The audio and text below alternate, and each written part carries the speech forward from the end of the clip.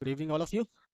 सो आज हम लोग वर्ब के जो टॉपिक्स हैं उसको आगे लेकर के चलेंगे। तो अभी तक हमने डिस्कस किया वर्ब का इंट्रोडक्शन, ठीक है, बेसिक टाइप्स ऑफ वर्ब, जिसमें हमने लेक्सिकल वर्ब और ऑक्सिलरी वर्ब को डिस्कस किया। एंड देन हमने सेंटेंस के हिसाब से वर्ब को कितने पार्ट में डिवाइड किया जाता है, यानी मेन वर्ब और हेल्पिंग वर्ब को डिस्कस किया। आज हम लोग डिस्कस करेंगे transitive verb and intransitive verb.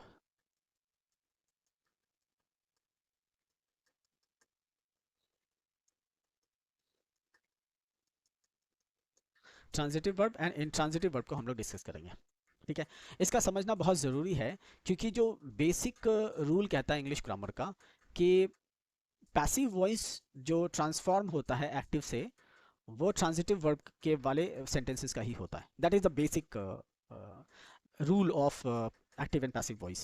So for this it's very important to understand a transitive verb and an intransitive verb, क्योंकि अगर आपको ट्रांजिटिव और intransitive नहीं समझ में आता है तो आपको प्रॉब्लम हो सकती है वॉइस को चेंज करने में एक्टिव से पैसिव में। बिकॉज अगर सेंटेंस में वर्ब ट्रांजिटिव है ही नहीं तो आप उसको इंट्रांजिटिव नहीं कर पाएंगे चेंज। कुछ एक्सेप्शन केसेस अलग होते हैं जो हम लोग जब वॉइस डिस्कस करेंगे उस टाइम पर डिस्कस करेंगे डिटेल से। फिलहाल ट्रांजिटिव क्या होता है और इंट्रांजिटिव क्या है, तो क्या होता है, इसको डिस्कस करते हैं। तो let's first discuss about transitive.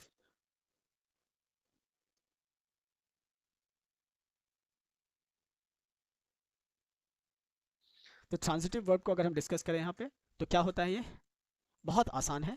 It has an object. Transitive verb के पास क्या होता है, एक ऑब्जेक्ट होता है, राइट।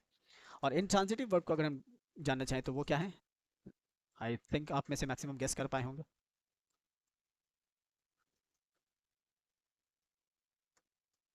सो इन ट्रांजिटिव वर्ब क्या होता है, इट हैज़ नो ऑब्जेक्ट। यानी कि ट्रांजिटिव वर्ब के पास ऑब्जेक्ट होता है और इन ट्रांजिटिव के वर्ब के पास ऑब्जेक्ट नहीं होता है। एग्जाम्पल से समझ लीजिए इसको आप। मैं एक सेंटेंस लिखता हूं, आई ईट अ मैंगो, राइट। यहाँ पे ईट क्या है, वर्ब है, राइट। और मैंगो क्या है, इस वर्ब का ऑब्जेक्ट है। तो अब चूंकि इस वर्ब के पास ऑब्जेक्ट है तो ये क्या हो गया, ईट ट्रांजिटिव वर्ब हो गया, ठीक है ना। अब दूसरा एग्जाम्पल मैं यहाँ पे लिख लूँ, आई ईट एट नाइट। अब देखिए यहाँ पर भी ईट क्या है, वर्ब है, लेकिन यहाँ इस ईट का ऑब्जेक्ट नहीं है। तो ऑब्जेक्ट नहीं होने की वजह से क्या हो गया, यहाँ पे ईट क्या हो गया, इनट्रांजिटिव वर्ब हो गया, इनट्रांजिटिव वर्ब हो गया। समझ गए।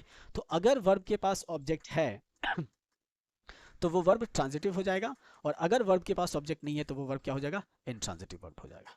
That's very simple. Now the question arises कि हम ऑब्जेक्ट ढूंढें कैसे, कैसे पता चलेगा कि सेंटेंस में ऑब्जेक्ट है कि नहीं है। So let's go to our next question, which is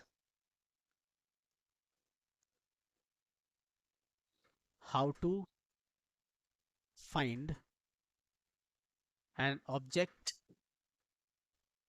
of a verb. यानी कि एक वर्ब का ऑब्जेक्ट हम कैसे ढूंढेंगे, इसका आंसर हमें चाहिए। So again let's focus on the concept. मैं उसी सेंटेंस को ले रहा हूं जो अभी हमने डिस्कस किया था। पिछला सेंटेंस क्या था हमारा, आई ईट अ मैंगो, और दूसरा सेंटेंस था I eat at night. Will take the same sentence for a better understanding. So let's take it over here. मैं सेंटेंस को दोबारा लिखता हूँ, आई ईट अ मैंगो। बहुत ध्यान से देखिएगा, एक बार में समझ में आ जाएगा, ठीक है। अब ये मेरा क्या है, वर्ब है। Now this is the verb, okay. इस वर्ब से मैं आगे की तरफ दो क्वेश्चन पूछूंगा, व्हाट एंड whom। अब जो मेरा जवाब आएगा, the answer is the object. जो जवाब है वो क्या है, मेरा ऑब्जेक्ट है। तो मैंने इस ईट यानी इस वर्ब से पूछा, क्या पूछा, खाते हो या खाता हूं, तो क्या खाता हूं और किसको खाता हूं, दोनों में से किसी एक का भी जवाब मिल जाए तो ऑब्जेक्ट मिल जाएगा। यहाँ तो दोनों का जवाब मिल रहा है, तो कैसे ऑब्जेक्ट नहीं होगा। तो क्या खाता हूं भाई, तो आम खाता हूँ। Now this is what is the object. तो ये क्या हो गया मेरा ऑब्जेक्ट ऑफ द वर्ब। अब चूंकि वर्ब का ऑब्जेक्ट मिल गया तो इट क्या हो गया ट्रांजिटिव वर्ब हो गया। क्या हो गया ट्रांजिटिव वर्ब हो गया। ठीक है। Next intransitive. तो मैं एग्जांपल लेता हूं यहाँ पे आई ईट एट नाइट। अब मैं यहां पर इस जनाब ईट से पूछूंगा कि भाई क्या खाते हो और किसको खाते हो। तो बोलता है ये दोनों नो आंसर, इनके पास आंसर है ही नहीं। अब जनाब के पास जवाब ही नहीं है तो ऑब्जेक्ट कहाँ से होगा। No answer no object. So no object right, there is no object. और नो ऑब्जेक्ट तो ये जनाब वर्ब क्या हो गए हमारे इंट्रांजिटिव वर्ब हो गए हमारे। क्या हो गए इंट्रांजिटिव वर्ब। तो समझ में आ गया ऑब्जेक्ट कैसे ढूंढते हैं और कैसे पता चलेगा कि वर्ब ऑब्जेक्ट है सॉरी ट्रांजिटिव है कि इंट्रांजिटिव है। तो बड़ा सिंपल सा इसका जवाब है कि अगर वर्ब के पास ऑब्जेक्ट है तो वर्ब ट्रांजिटिव हुआ, अगर वर्ब के पास ऑब्जेक्ट नहीं है तो वर्ब इंट्रांजिटिव हुआ। ठीक है। ऑब्जेक्ट कैसे ढूंढेंगे उसके लिए मैंने आपको बता दिया है कि हम लोग वर्ब से सवाल पूछेंगे। क्या सवाल पूछेंगे व्हाट और whom लगाकर सवाल पूछेंगे। अगर मेरे पास ऑब्जेक्ट हो जा रहा है तो वर्ब क्या होगा ट्रांजिटिव हो जाएगा, और अगर मेरे पास जवाब नहीं हो रहा है तो कोई ऑब्जेक्ट भी नहीं है और ऑब्जेक्ट नहीं है तो वर्ब क्या हो गया हमारा इंट्रांजिटिव हो गया। It is that simple. ठीक है। उम्मीद है आप सब लोगों को समझ में आ गया होगा ट्रांजिटिव वर्ब क्या होता है, इंट्रांजिटिव वर्ब क्या होता है। इससे पिछले कुछ वीडियोस में जो मैंने बनाए हैं छोटे छोटे क्लिप्स बनाए हैं जिसमें आपको वर्ब क्या होता है इंट्रोडक्शन दिया है। ठीक है। बेसिक टाइप ऑफ वर्ब को डिस्कस किया है जिसमें लेक्सिकल वर्ब और ऑक्सिलरी वर्ब का डिस्कशन है। उसके बाद सेंटेंस के हिसाब से वर्ब को कितने टाइप में डिवाइड किया जाता है यानी मेन वर्ब और हेल्पिंग वर्ब क्या है इसको मैंने डिस्कस किया है। And then we have move to transitive and intransitive verb. So this is a basic understanding of a verb. ठीक है। इतना अगर आपको समझ में आ जाता है सो पार्ट्स ऑफ स्पीच में जो काम है वर्ब का वो आपको समझ में आ जाएगा।